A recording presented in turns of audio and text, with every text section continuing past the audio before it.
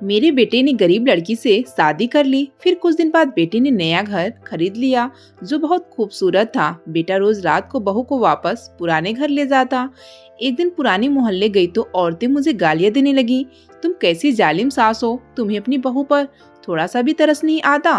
फिर एक रात मैं छुपकर पुराने घर के अंदर गई तो जान निकल गई, क्योंकि अंदर तो मैं बेटे की दिन पर दिन गिरती हालत की वजह से बहुत परेशान थी। कुछ समझ नहीं आ रहा था कि इकलौते बेटे के लिए क्या करूं। मेरा बेटा रोज बरोज मेरी आंखों के सामने मर रहा था, मगर मैं सब कुछ देखते हुए भी उसके लिए कुछ नहीं कर पा रही थी। हर वक्त जहां मैं इतनी परेशान रहती, वहीं मेरी बहू को पति की हालत की परवाह भी नहीं थी। वो इसे नॉर्मल कहती थी। मुझे बड़ा गुस्सा आता, क्योंकि एक तो वो मुझे पसंद नहीं थी। इसकी वजह यह थी कि वो मुझे अपने बेटे के बिल्कुल काबिल नहीं लगती थी। दूसरा, अब उसकी जिंदगी में भी आ गई थी तो उसके बाद पति को जैसे दीमक की तरह खा रही थी। मेरे दिन रात फिक्र और परेशानी में गुजर रहे थे, जबकि वो नॉर्मल होती। पिछले 2 महीनों से मैं बेटे की सेहत के लिए अस्पतालों के चक्कर काट रही थी। उस दिन मैं बेटे के लिए परेशान बैठी रो रही थी कि पुराने मोहल्ले का ख्याल आया और मैं उठकर चल दी। जब मोहल्ले में पहुंची तो घर के सामने लोगों का एक भीड़ था। लो, आ गई अमीर औरत, खुद तो बंगलों में जाकर बैठ गई। हमारे लिए रहना नर्क बना दिया। कई औरतों की गुस्से वाली आवाज मेरे कानों में पड़ी तो मैं घबरा गई। मामला यकीनन बहुत संजीदा था। शादी के 8 साल बाद जब भगवान ने मिन्नतों मुरादों से मुझे बेटा दिया तो सब देखते ही रह गए। इतना हसीन बच्चा हमारे पूरे खानदान में नहीं था। मैं और मेरा पति बहुत खुश हुए। भगवान ने न सिर्फ औलाद दिया था, बल्कि औलाद को हुस्न की दौलत भी दी थी। जैसे जैसे मेरा बेटा बड़ा होता गया, उसकी खूबसूरती भी बढ़ती गई। पूरे मोहल्ले और खानदान के बच्चों में मेरा बेटा सबसे अलग नजर आता। जो कोई भी मेरे बेटे को देखता, चाहे वो जानने वाला होता या अनजान होते, लाजमी उसे प्यार करते। सब हैरान होते कि हमारा बेटा इतना खूबसूरत कैसे, क्योंकि हम मियाँ बीवी इतने खूबसूरत नहीं थे और हमारे नस्ल भी कुछ खास नहीं थे। हमारी झलक हमारे बेटे में जरा भी नजर नहीं आती थी। हमारा बेटा मोहल्ले भर का लाडला था। वक्त गुजरता गया। मेरा बेटा अंगद जब 10 साल का हुआ तो मेरे पति का अचानक दिल का दौरा पड़ने से देहांत हो गया। मुझ पर तो क़यामत टूट पड़ी थी, मगर फिर भी मैंने अपने आप को संभाल लिया। मैं अकेली नहीं थी, मेरे साथ मेरा सहारा मेरा बेटा भी था। मुझे उसके लिए जिंदा रहना था। यही सोचकर मैंने अपना और अपने बेटे का पेट पालने के लिए सिलाई कढ़ाई शुरू कर दी। आधी आधी रात को जाकर मैं कपड़े सिला करती। बेटे की नाजो नखरे वैसे ही उठा रही थी जैसे उसके बाप की जिंदगी में हम उठाते थे। अपना पेट काटकर अपनी हर जरूरत को नजरअंदाज करके मैं बेटे की हर फरमाइश पूरी करती, ताकि वो ये ना सोचे कि अगर उसका बाप जिंदा नहीं रहा तो माँ फरमाइशें पूरी नहीं कर सकती। मैंने उसे अच्छे स्कूल में एडमिशन करवाया। उसकी फीस के लिए एक एक रुपया जोड़कर रखती थी। मैं यह सोचकर बहुत मेहनत करती कि मेरा बेटा पढ़ लिख कर कामयाब हो जाएगा तो मेरे भी मुश्किल के दिन टल जाएंगे, फिर आराम से बैठकर खाना नसीब होगा। मगर कुदरत को शायद ये मंजूर नहीं था। तभी मेरी तमाम कोशिशों के बावजूद सब कुछ उल्टा हुआ। जब मेरा बेटा हाई स्कूल में पहुंचा तो न जाने कैसे वो बुरी संगत में पड़ गया था। जब मुझे पता चला तब पानी सर से ऊंचा हो चुका था। मेरे समझाने मिन्नतें करने किसी भी चीज का मेरे बेटे पर असर न हुआ, बल्कि उल्टा वो झगड़ने लगा। मैं उसका यह रवैया देखकर सख्त परेशान थी। कुछ समझ में नहीं आता था कि क्या करूं। मेरा बेटा मेरे हाथ से निकल चुका था। अब वो छोटा बच्चा भी नहीं रहा था। उसे डांट डपट करके सुधार लेती। 16-17 साल का जवान लड़का था। मोहल्ले के कई लोगों ने मेरे हाल पर तरस खाते हुए मेरे बेटे को समझाने की कोशिश की, मगर वो उनके साथ भी झगड़ने लगा। तंग आकर सबने यही कहा कि इसे इसके हाल पर छोड़ दो, शायद कभी उसे खुद एहसास हो जाए। मेरी रातों की नींद, चैन, सुकून सब उड़ चुका था। हाई स्कूल के इम्तिहान जैसे तैसे करके वो बैठने पर राजी हो गया, मगर जब रिजल्ट निकला तो वो फेल था। मैं बुरी तरह रोई। मेरे सारे ख्वाब जो मैंने अपने बेटे के हवाले से देखे थे कि पढ़ लिख कर बड़ा अफसर बनेगा और फिर किसी ऊंचे घराने में उसका ब्याह करूंगी, सब ख्वाब ख्याल टूटकर बिखर चुके थे। मगर उसे जरा भी परवाह न थी। वो कहता था कि मम्मी, पढ़ाई में मेरा दिल नहीं लगता, इसलिए बस मैं नहीं पढ़ूंगा।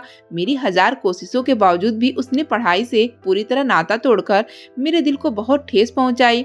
जिस बेटे के लिए मैंने दिन रात एक करके मेहनत की, उसने मुझे ये सिला दिया था। सारा दिन दोस्तों के साथ आवारागर्दी करता। रात को घर आता तो वो भी सिर्फ खाने और सोने के लिए। घर को उसने खाने और सोने का अड्डा बना लिया था।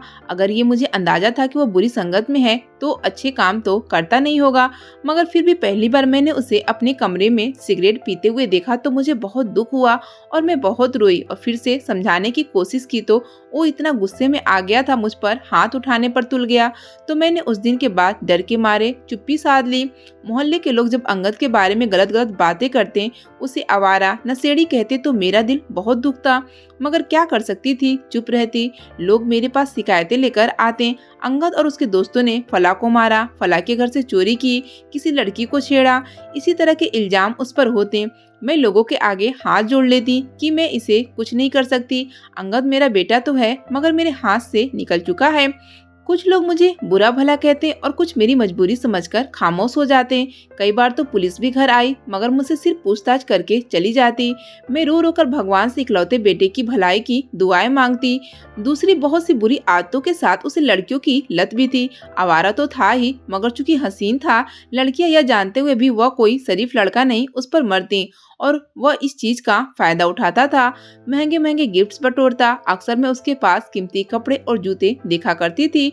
एक दिन एक लड़की शिकायत लेकर मेरे पास आई और कहा 3 महीने से अंगद उसे शादी का झांसा देकर बेवकूफ बनाता रहा है और साथ साथ माल भी बटोरता रहा है, मगर वो अब शादी करने से इनकार कर रहा है।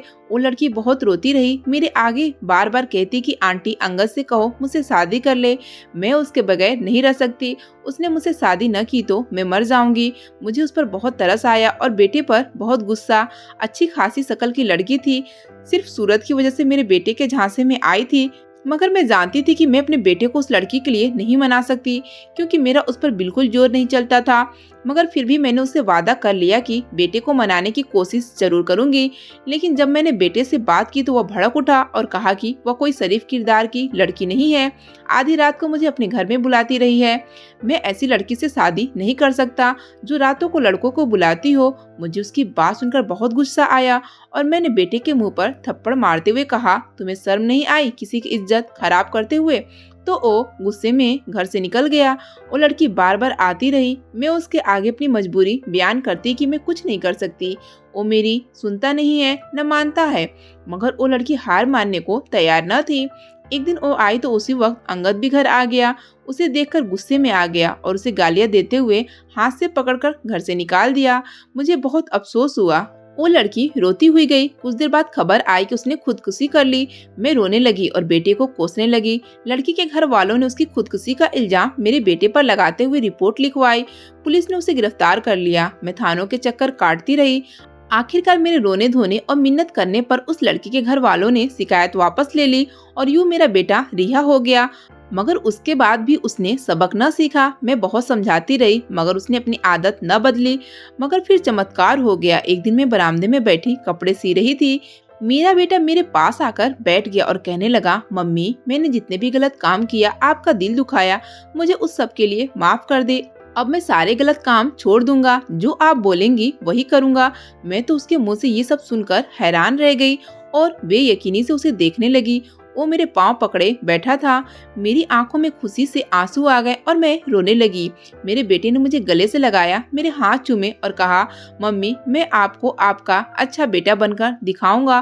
फिर उसके बाद उसने अपना कहा कर दिखाया। वो बिल्कुल बदल गया।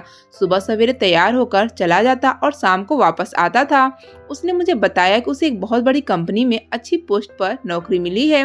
मैं हैरान हुई कि बिना डिग्री की नौकरी कैसे मिल सकती है। तो उसने बताया कि एक बार वो रात को सड़क पर घूम रहा था। एक बड़ी गाड़ी वहां से गुजर रही थी तो कुछ डाकुओं ने उस गाड़ी वाले को रोककर लूटा और गोली मार दी। वो आदमी तड़प रहा था तो मेरे बेटे ने फौरन उसे अस्पताल पहुंचाया। वक्त पर अस्पताल लाने पर उस आदमी की जान बच गई। वो आदमी बहुत अमीर था। उसने अपनी जान बचाने के बदले में मेरे बेटे को नौकरी पर रख लिया था, यह जानते हुए भी कि वह 10वीं फेल है।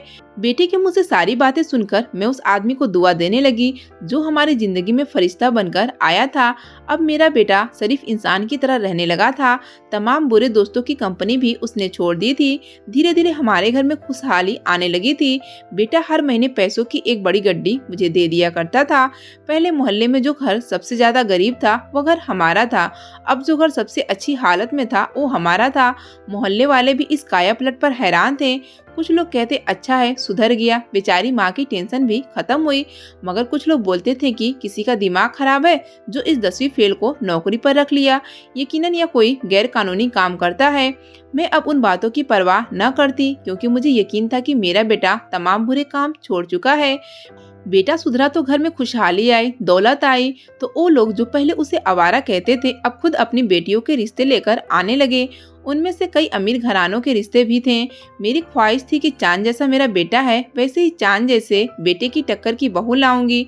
इसलिए रिश्ते करवाने वाली के थ्रू घरों में जाकर लड़कियां देख रही थी। कई खूबसूरत पढ़ी लिखी लड़कियां भी देखी, मगर जिस तरह की खूबसूरत बहू मैं चाहती थी वैसी मुझे मिल नहीं रही थी। मगर शायद तकदीर में नहीं लिखा था कि बेटे की शादी मेरी पसंद से हो। एक रोज बेटा सुबह काम पर गया तो शाम की बजाय दोपहर को ही वापस आ गया, मगर अकेला नहीं था। उसके साथ एक छोटे कद की सांवली रंगत और मामूली नए नक्श वाली लड़की थी। पूछने पर बेटे ने बताया कि उसने शादी कर लिया है और ये उसकी बीवी है। मुझे बहुत जोर का झटका लगा। मैं शॉक्ड रह गई क्योंकि मैं तो उसके लिए चांद जैसी बीवी लाने का सोच रही थी, मगर वह क्या लाया, इतनी आम सी लड़की। मैं सदमे से रोने बैठ गई। बेटे पर चिल्लाने लगी, ये क्या करके आए हो, मैं मोहल्ले वालों को क्या मुंह दिखाऊंगी, वो मुझ पर हंसेंगे।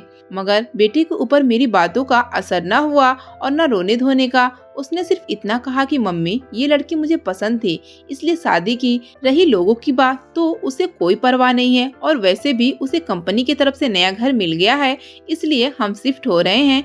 मैं क्या कर सकती थी भला। रो रो कर खामोश हो गई। बहू को न चाहते हुए भी कबूल करना पड़ा। दूसरे दिन हम नए घर में शिफ्ट हो गए। यह एक बहुत बड़ा और खूबसूरत बंगला था। मेरी आंखें फटी की फटी रह गई। नौकर चाकर गाड़ियाँ सब कुछ था। मैंने जब बेटे से सवाल किया कि सब कुछ कहाँ से आया तो उसने कहा कि मम्मी यह तुम्हारी बहू के नसीब से आया है। मेरे बॉस का कोई बेटा नहीं था तो उसने अपनी सारी दौलत मेरे नाम कर दी। अब ऑफिस भी मेरा है। मुझे तो गुरूर आ रहा था। कहाँ वो वक्त था जब रुपया पैसा जोड़ना पड़ता था और कहाँ ये वक्त आ गया कि पैसा ही पैसा था। समझ नहीं आता था कि कहाँ खर्च करूं। मैं इन ऐसो आराम से बहुत खुश थी, मगर बहू के हवाले से दिल में अरमान जरूर रह गया था कि काश किसी रईस घराने की खूबसूरत लड़की होती जो मेरे बेटे के साथ जचती। कभी कभार जब अफसोस होता तो मैं बेटे के आगे भड़क उठती कि क्या जरूरत है इस काली कलुटी लवारिस लड़की से ब्याह रचाने की जो तुम्हारे साथ बिल्कुल भी नहीं जचती। तो वो मुस्कुराकर खामोश हो जाता। एक दिन सुबह मैं हॉल में बैठी टीवी देख रही थी। मेरी बहू अपने कमरे से निकली। उसकी आंखों में आंसू थे। मुझे हैरानी हुई, मगर मैंने कुछ नहीं पूछा। उसके बाद ये रोज का बन गया। मैं उसे अक्सर रोता हुआ देखती और बेटे के चेहरे पर भी अक्सर गुस्सा नजर आता। मेरे सामने वह बात बात पर बीवी को डांट देता। मैं भी कुछ न कहती, खामोश रहती, क्योंकि मेरे दिल में अब भी यही ख्वाहिश थी कि वह इस औरत से जान छुड़वाए और मैं उसके लिए खूबसूरत बीवी लाऊं। कुछ अरसे बाद मुझे अपनी बहू की हरकतें अजीब लगने लगी। मेरा बेटा जब दफ्तर जाता तो कभी कभी वो भी पीछे निकल जाती और घंटों बाद वापस आती। मैं पूछती तो कहती मम्मी शॉपिंग करने गई थी अंगद से इजाजत लेकर, हालांकि हाथ में कोई शॉपिंग बैग भी न होता। मैं जब भी ये बात पूछती तो कहती मम्मी कुछ पसंद ही नहीं आया इसलिए नहीं लिया। मगर मेरा शक रोज बरोज बढ़ने लगा। मैं उसकी किरदार को लेकर शक में होने लगी। कई बार मैंने उसे फोन पर बात करते देखा। मुझे देखकर या तो वो फोन बंद कर देती या बात बदल लेती। मैं अंगद से इस बात का जिक्र करती तो वह हंसकर टाल देता और कहता नहीं मम्मी ये आपका वहम है। मगर मेरे दिल में शक था। एक दो बार मैंने नौकरों को रिश्वत देकर उसका पीछा भी करवाया, मगर नौकर भी वही रिपोर्ट देते मैडम मार्केट में ही गई थी। एक रात मेरा बेटा अपनी बीवी को लेकर बाहर चला गया। जब वापस आया और मैंने पूछा तो कहने लगा वॉक पर गए थे। फिर रोज रात को वह बीवी को लेकर चला जाता और सुबह के करीब वापस आता। मेरे पूछने पर वो आकर बताता वॉक पर गया था। मुझे बहुत गुस्सा आया और मैं उस पर भड़कने लगी कि ये कौन सी वॉक है जो रात से लेकर सुबह तक होती है। तुम लोग कहीं और जाते हो और मुझसे छुपा रहे हो। मगर बेटा और बहू न माने और वॉक पर ही जोर दिया। एक दिन बैठे बैठे अचानक मुझे पुराने घर की याद सताने लगी। वहाँ जब गई और मोहल्ले की कुछ औरतों से मुलाकात हुई तो उन्होंने बातों बातों में बताया कि तुम्हारा बेटा और बहू रोज रात को यहाँ आते हैं।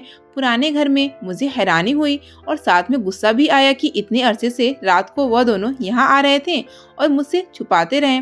खैर जब घर गई, बेटा शाम को दफ्तर से आया। मैंने जब उससे यह बात की तो उसने साफ इनकार कर दिया। मुझे सख्त हैरानी हुई। फिर दूसरी रात जब वो बीवी को लेकर घर से निकला तो मैं भी पीछे चल पड़ी। हैरत का इंतहा न रहा जब उसे पुराने घर में जाते देखा। मैं भी पीछे अंदर चली गई। मुझे सामने देखकर बहू और बेटा दोनों शर्मिंदा हो गए। मैंने जब नाराज होकर पूछा कि मुझसे झूठ बोलने की क्या जरूरत थी तो बेटे ने बताया कि मम्मी मेरे साथ नफ्सियाती मसला हो गया है। मुझे रात को नींद बिल्कुल नहीं आती थी।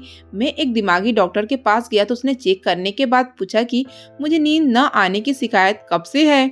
मैंने जब बताया कि तब से है जब से मैं नए घर में शिफ्ट हुआ हूँ तो उस डॉक्टर ने कहा कि एक रात पुराने घर में जाकर सो। जब एक रात उस पुराने घर आया तो मुझे बहुत सुकून की नींद आई।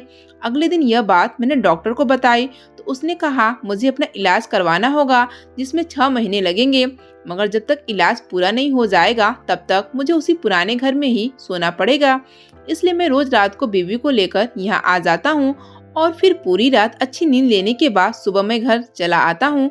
बेटी की बात सुनकर मेरे आंखों में आंसू आ गए और मैंने नाराजगी भरे लहजे में कहा मुझसे ये बात क्यों छुपाई। तो उसने कहा वो मुझे परेशान नहीं करना चाहता था। फिर उसके बाद इत्मीनान हो गई। बहू की तरफ से दिल में जो शक था वो भी धीरे धीरे जाता रहा। अब वो रोज मुझे बताकर पुराने घर जाते थे और फिर सुबह वापस आते। कभी कभी बेटे की हालत देखती, वो खाने पीने के बावजूद कमजोर होता जा रहा था। तो मैं परेशान होकर कहती कि जब से तुमने इस चुड़ैल से शादी की है तब से तुम्हारी सेहत को जंग लग गया है, क्योंकि मैं महसूस कर रही थी कि रोज रोज मेरे बेटे की सेहत गिरती जा रही थी। फिक्र करती तो बेटा कहता मम्मी परेशान ना हो, ऑफिस का काम इतना ज्यादा होता है कि क्या करूं। एक दिन सुबह उठी, देखा बेटे की तबीयत ठीक नहीं थी, वो उल्टियाँ कर रहा था। मेरे हाथ पैर फूल गए। बहू ने फौरन फोन करके डॉक्टर को बुलाया, जिसने चेकअप के बाद कहा शायद बदहजमी हो गई है। मगर मुझे अच्छे से याद था कि उस रात मेरे बेटे ने कुछ खाया भी नहीं था। फिर बदहजमी कैसे भला? पिछले कुछ टाइम से मेरा बेटा बहुत कम खा रहा था। मैं और मेरी बहू उसकी पसंद की डिशें बनाकर उसके सामने रखती और कहती कि खाओ, मगर वह कुछ लुकमे लेकर पीछे हट जाता। मैं दुखी सी रह जाती क्योंकि मेरा बेटा बचपन से ही काफी खुश खुराक था, मगर अब जैसे जिंदा रहने के लिए थोड़ा सा बस खाना खाने लगा था। खैर उस दिन वो सारा दिन बिस्तर पर पड़ा रहा। मैं और मेरी बहू थोड़ा बहुत खिलाने की कोशिश करती रही।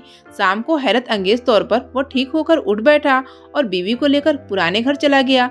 हालांकि मैंने बहुत मिन्नतें की कि वहाँ न जाओ, तुम्हारी तबीयत ठीक नहीं है, यहीं सोने की कोशिश करो, मगर उसने मेरी एक न सुनी। फिर हर दूसरे दिन उसकी तबीयत खराब रहने लगी। एक दिन जिद करके मैं उसे अस्पताल ले गई। वहाँ डॉक्टर को दिखाया, कई महंगे टेस्ट हुए, मगर रिपोर्ट्स बिल्कुल क्लियर आई। जो उसकी हालत थी उससे लगता था कि वह किसी बीमारी से ग्रसित है, मगर बड़े बड़े डॉक्टर को दिखाने के बावजूद कोई इलाज न हो सका। मैं बहुत परेशान रहने लगी, मगर मेरी बहू के चेहरे पर परेशानी नाम की कोई चीज दिखाई न दी थी। वो अक्सर मुझसे कहती मम्मी खामोखा में परेशान होती हैं, इन्हें डॉक्टर के पास लेकर जाती हैं, मगर फिर अंगद की सारी रिपोर्ट्स क्लियर आती है। आप मानती क्यों नहीं कि वह बीमार नहीं है, बस काम की वजह से थकावट और कमजोरी हो जाती है। मगर मेरा दिल मानने को तैयार न था। मुझे पक्का यकीन था मेरे बेटे को कोई न कोई बीमारी जरूर है जो डॉक्टर्स पता नहीं लगा पा रहे हैं। एक दिन मैं बहुत परेशान बैठी थी कि मुझे अचानक से मोहल्ले के बाबा का ख्याल आया, जो झाड़ फूक करते थे। वह हिसाब किताब करके बता देते कि बीमारी है या कोई और तकलीफ है। मैं बाबा से बेटे के बारे में बात करने के लिए पुराने मोहल्ले में गई तो देखकर चौंक गई। मेरे घर के बाहर बहुत सारे लोग जमा थे। उनमें कई लोगों ने नाक पर कपड़ा रखा हुआ था। मुझे देखकर कहने लगे आपके घर से बहुत बदबू आ रही है। मैं नाक पर हाथ रखकर हैरान व परेशान घर में दाखिल हुई। सामने वाले कमरे में गई तो अंदर का मंजर देखकर मेरी चीख निकल गई। मैंने फौरन बेटे को कॉल करके बुलाया। बहू भी साथ थी, उसके चेहरे पर हवाइयाँ उड़ रही थी। मैंने जब अंदर का मंजर बेटे को दिखाया तो वो भी हैरान रह गया। जब कुछ औरतों ने मेरी बहू के खिलाफ गवाही दी तो मेरे बेटे ने बीवी को थप्पड़ मारा कि ये सब क्या है, और रोने लगी और रोते हुए मेरे बेटे का गिरेबान पकड़कर कहने लगी ये सब तुम्हारे लिए किया है, सिर्फ तुम्हें पाने के लिए किया है, क्योंकि तुम मेरी तरफ देखते भी नहीं, अपनी बीवी मानते नहीं हो।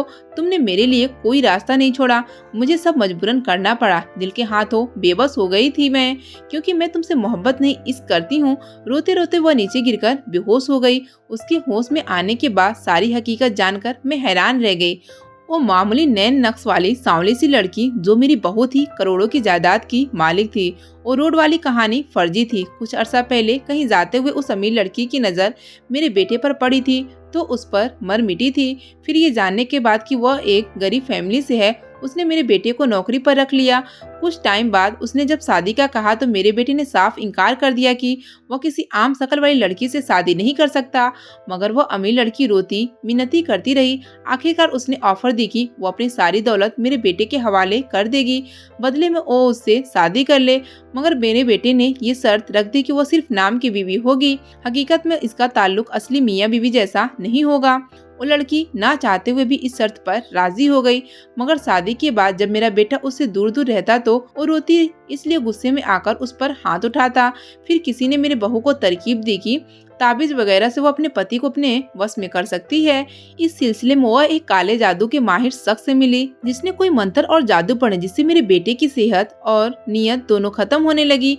तब मेरी बहू ने उसे एक दिमाग के डॉक्टर के पास ले गई। डॉक्टर को उसने पहले ही समझा दिया था, इसलिए उस डॉक्टर ने मेरे बेटे से रात पुराने घर में सोने को कहा, क्योंकि मेरी बहू ऐसा चाहती थी। दरअसल उसे जादूगर के कहने पर कोई काला अमल करना था जो उस घर में मेरी मौजूदगी में मुमकिन नहीं था। दूसरा, वो जादू भी ऐसे घर में होने की शर्त थी जहाँ मेरे बेटे ने अपना बचपन गुजारा हो। इसलिए रात को जब उस घर में जाते मेरी बहू कुछ पढ़कर उसे सुला देती, उसके बाद काला जादू करती जो कुत्तों के गोश्त और हड्डियों पर होते थे। जादू करने के बाद वो सब चीजें उठाकर स्टोर रूम में छुपा देती और कोई स्प्रे कर देती जिससे उसमें बदबू नहीं आती थी। मगर 3 दिन पहले जब उसे जादू किया तो वो उन सब चीजों पर स्प्रे करना भूल गई।